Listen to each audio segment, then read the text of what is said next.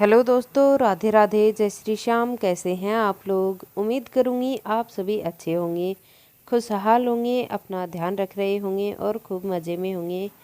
हम सब भी बढ़िया हैं। और देखिए जी, ऐसा लग रहा है ना जैसे बारिश हुई हो, लेकिन ये बारिश नहीं थी। ये ओस टपक रही थी। सुबह सुबह का ये नज़ारा है। जस्ट उठते ही लगभग 9 बजे का ये टाइम था और मैं आ गई बाहर देखने के लिए मौसम, क्योंकि हस्बैंड बाहर आए थे तो हस्बैंड ने बताया कि बाहर बारिश सी हो रही है। तो जी मैं बाहर आ गई थी देखने के लिए, लेकिन अब तो थोड़ा सूख चुका है। पहले तो अच्छा खासा गीला फर्श हो चुका था। और जी साफ़ सफाई अभी नहीं हुई है। फिर जी हम लोगों ने बनाई चाय और बैठ के चाय को एंजॉय किया अच्छे से। नीचे जो बिस्तर लगा हुआ था उसे मैंने हटा दिया है, समेट के रख दिया है। और जी बैठ के आराम से पी चाय। और चाय पीने के बाद में आ गई हूँ किचन में साफ़ सफाई करने के लिए। और जी ये जो बर्तनों का ढेर आपको दिख रहा है, ये बर्तनों का ढेर नाइट का है, अभी का नहीं है, ये सुबह का। क्योंकि रात में आजकल बहुत ठंडी हो रही है। ठंडे पानी की तो दूर की बात, मेरे से तो गर्म पानी में भी हाथ नहीं डाला जाता। तो जी रात में आजकल मैं बर्तन रख देती हूँ। कभी कभी ऐसा होता है, रोज़ तो नहीं, लेकिन कभी कभी ऐसा होता है जब मैं आलसी हो जाती हूँ, आलस सर चढ़ के बोलने लगता है, तो मैं रख भी देती हूँ। तो जी बस वही हुआ कल भी। एक दो दिन से तो तबीयत मेरी थोड़ी सी ठीक नहीं है, तो जी मैं काम धंधा थोड़ा कम ही कर रही हूँ और आलस सा ही चढ़ा हुआ रहता है। तो जी चलिए फटाफट कर लेते हैं बर्तन वगैरह क्लीन। पहले तो मैंने सिंक को ही साफ़ कर लिया है, अब करूँगी आगे पूरे बर्तनों को क्लीन, साबुन लगा के गर्म पानी से अच्छे से।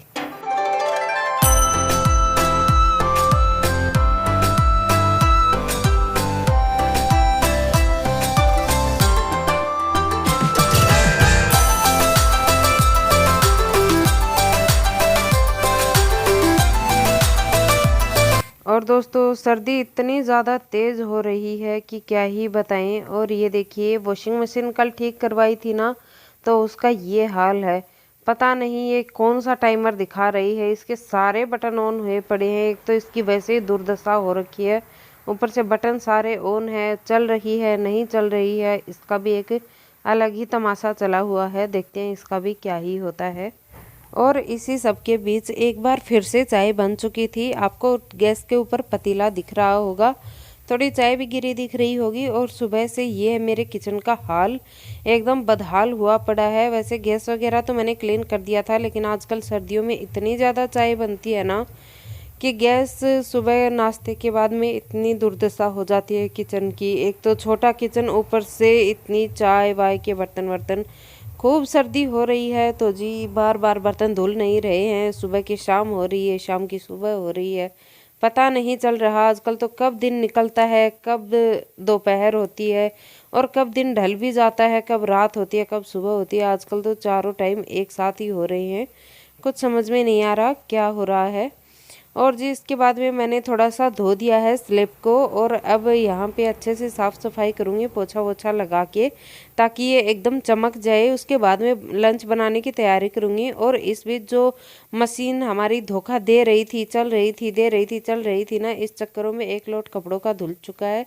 जो कि मैंने ट्रायल के लिए लगाया था वो धुल चुका है, और वो अब सुखा दिया है मैंने बाहर ले जाके। और आपको मौसम तो मैंने दिखाया ही था, एक बार फिर से मैं आपको मौसम दिखा दूंगी।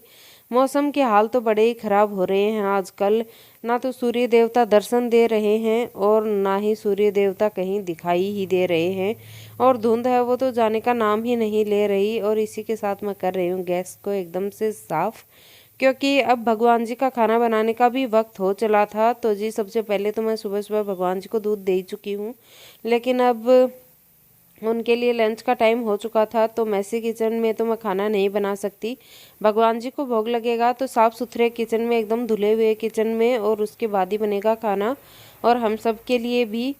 तो जी इसीलिए मैं एकदम से चमका के दोनों टाइम किचन को और उसके बाद में ही खाना बनाती हूँ। वरना तो भगवान जी को मैं कोई बाहर से आई हुई मिठाई वगैरह मंगवा के भोग लगा देती हूँ, अगर मेरी तबीयत वगैरह ख़राब होती है, मैं काम नहीं कर पाती हूँ तो। और जी इतनी देर से लाइट गई हुई थी आई थिंक, और अब आई है तो मुझे पता चला, तो मैंने लाइट ऑन कर ली है। तो जी वैसे भी थोड़ा चमाचम करने लगा है किचन, लेकिन बर्तन अभी भी पूरे धुले नहीं हैं। और धुलते रहेंगे धीरे धीरे धीरे धीरे। पहले मैं बनाऊंगी खाना, क्योंकि खाने का ऑर्डर आ चुका है मेरे हस्बैंड का। मुझे खाना उन्हें बना के देना है, क्योंकि वो जा रहे थे कहीं बाहर और कुछ लोगों के लिए और भी बनाना था। तो जी मैं लग गई हूँ खाना बनाने में। इसके बाद में किचन को धो माज के साफ़ किया। उसके बाद में बनाऊंगी आलू टमाटर वाली रसेदार सब्जी। और देखिए सिंक में बर्तन अभी थोड़े पड़े हैं, तो जी ये बर्तन अभी नहीं धुलेंगे, ये धुलेंगे लंच के बाद। तो जी हाँ, अब मैं बनाऊंगी सबसे पहले तो सब्जी बना लूँगी, उसके बाद में बनाऊंगी रोटियां। और आटे का हाल तो मैंने आपको बताया था, आटा तो बड़ा ही बेहाल था।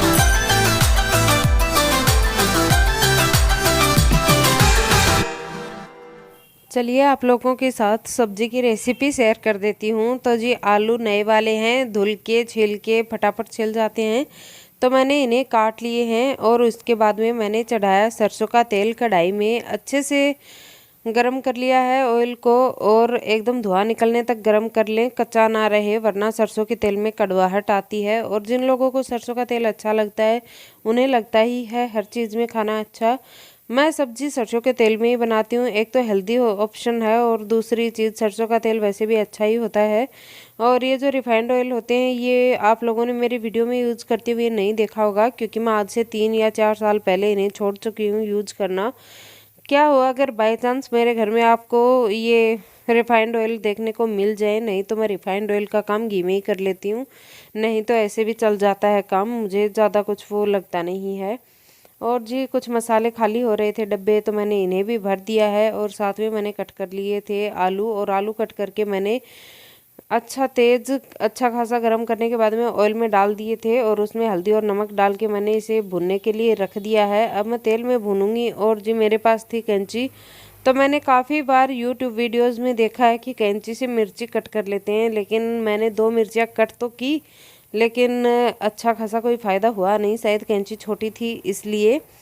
तो जी इसके बाद में मैंने टोमेटो भी एज यूज़ुअल छील लिए हैं, क्योंकि मैं टोमेटो छिल के डालती हूँ, छिलका गलता नहीं है, काफ़ी बार बता चुकी हूँ।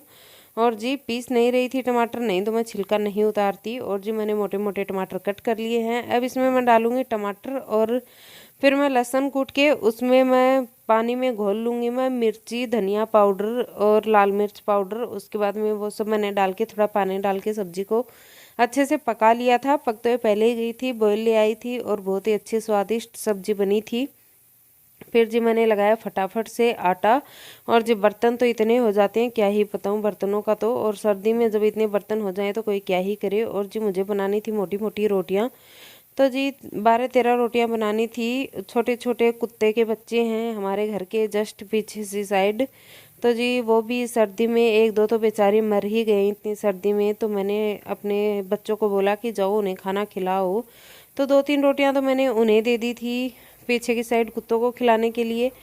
और जी बाकी की मैं रोटियां बना के रख दूंगी, अब पैक करके दे दूंगी रोटी और सब्जी। में मुझे देनी थी ये रोटियां, किसी के लिए बाहर भिजवानी थी, तो जी हस्बैंड लेके जाएंगे। और हम लोग ये रोटियां नहीं खाएंगे, क्योंकि मुझे और बच्चों को ये आटा बिल्कुल पसंद नहीं आया। तो जी मैं अपने लिए और बच्चों के लिए तो बाजरे की रोटियां बनाऊंगी। भैया अपना तो देसी बाजरा जिंदाबाद, जब तक अच्छा खासा आटा नहीं मिल जाता। और मैंने मम्मी को बोला था, तो मम्मी ने गेहूं का आटा भी भेजने के लिए बोल दिया है। जब भी मैं जाऊंगी खेत में, मैं या हस्बैंड, तो वो ले आएंगे वहाँ से। तो जी पहले तो ये सोचा कि सर्दी में इतनी मेहनत क्यों की जाए, चलो 200-300 रुपए की बात है, ले आते हैं। लेकिन वो कहते हैं ना, थोड़ी सी मेहनत करने के चक्कर में जो लोग शॉर्टकट अपनाते हैं, उन्हें अच्छा खासा नुकसान हो जाता है। पैसे तो गए सो गए।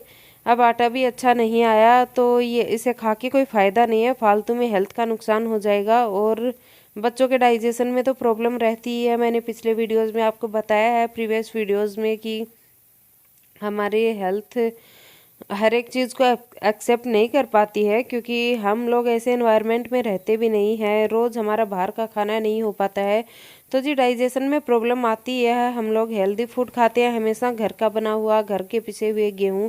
और ये देखिए रोटियां किस तरह की हैं, इतनी वाइट वाइट सी रोटियां थी ये कि खाने का बिल्कुल मन ही नहीं कर रहा था। जब इन रोटियों को खाते हैं ना तो एकदम से गर्मा गर्म रोटियां भी ऐसे टूटती हैं जैसे रबड़ खींच रहा हो।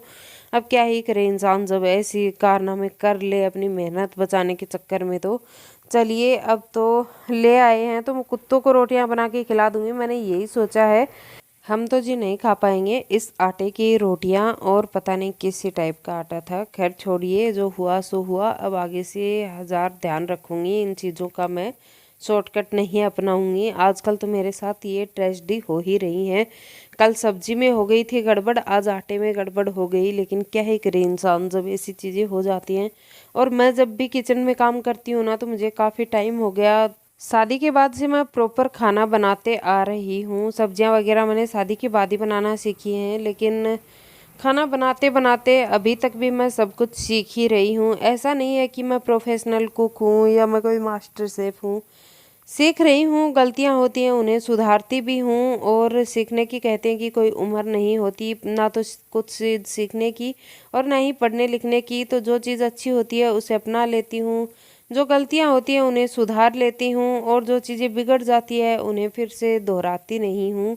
लेकिन वो कहते हैं ना, मेहनत करते रहना चाहिए, चीज़ें बिगड़ते बिगड़ते ही सुधरती हैं और बिगड़ते बिगड़ते ही सीखी भी जाती हैं। तो जी मैं वही फॉर्मूला अपनाती हूँ। कितनी बार ये चीज़ें बिगड़ेंगी, एक बार बिगड़ी, दो बार बिगड़ी, तीसरी बार कम से कम अच्छी ना सही लेकिन ठीक ठाक तो बनी जाती हैं। वही मेरे साथ भी हुआ। आटा ले आए तो अब ये गलती फिर से नहीं करेंगे। अब ले आए तो इसे फेंक तो नहीं सकते, क्योंकि अन्न का अपमान नहीं किया जाता। इससे अच्छा है हम नहीं खा रहे हैं तो जानवरों के पेट तो कम से कम पड़े। तो जी मैंने ये बीड़ा उठा लिया है अब, कि पीछे की साइड ना जो छोटे छोटे से कुत्ते के पिल्ले हैं ना, उनको मैं खाना खिला के डाल दूंगी। एक तो सर्दी है, बेचारे सर्दी से ना मरेंगे तो कहीं भूख से ना मर जाएं।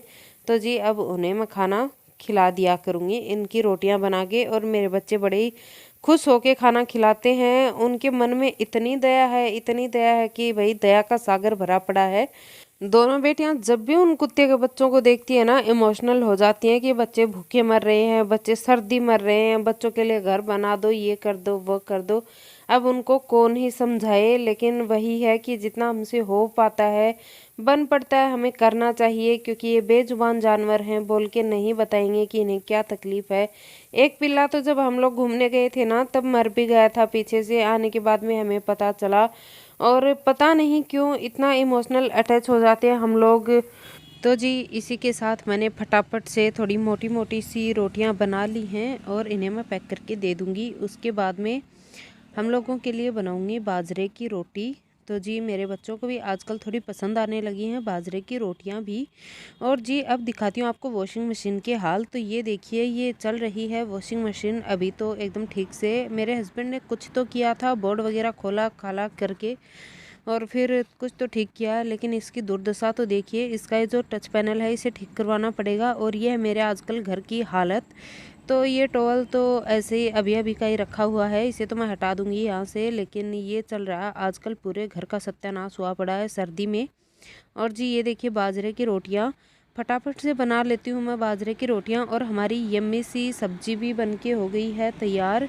देखिए कितनी टेस्टी सी सब्जी बनी है और सब्जी भी बन गई है। रोटियाँ मैं बना के घी डाल के दे दूँगी बच्चों को। पहले कान्हा जी खाएंगे, उसके बाद में हम सब खाएंगे। तो ये फटाफट से बना रही हूँ बाजरे की रोटियाँ। चलिए आप लोग भी वीडियो को एंजॉय कीजिए। और आज देखिए रोटियाँ किस टाइप की बन रही हैं, पता ही नहीं चला मुझे। फटी फटी सी रोटियाँ बन रही हैं, शायद आटा ठीक से नहीं लगा, आदत नहीं है तो इसी वजह से ऐसी ही रोटियाँ बन रही हैं। फिर से मैंने एक ट्रायल मारा पानी के हाथ की रोटी बनाने की, और जी बड़ी तो नहीं बनी, छोटी छोटी ही बनी है, लेकिन मैंने इसके बाद में पानी के हाथ की रोटियां ही बनाई। तब मुझे हाथों में जब मैंने आटे को फिल किया तो मुझे पता चला कि आज आटा अच्छे से नहीं लगा है।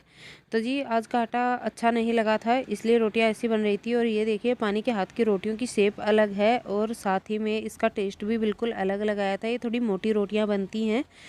तो जी इसी तरह से मैं रोटियां भी बनाना सीख रही हूँ आजकल। और इस बार ही सर्दियों में कंटिन्यूसली बाजरे की रोटियां बन रही हैं, नहीं तो साल में एक आध बार ही बनती हैं, नहीं तो मेरी मम्मी बना देती हैं हम लोगों को।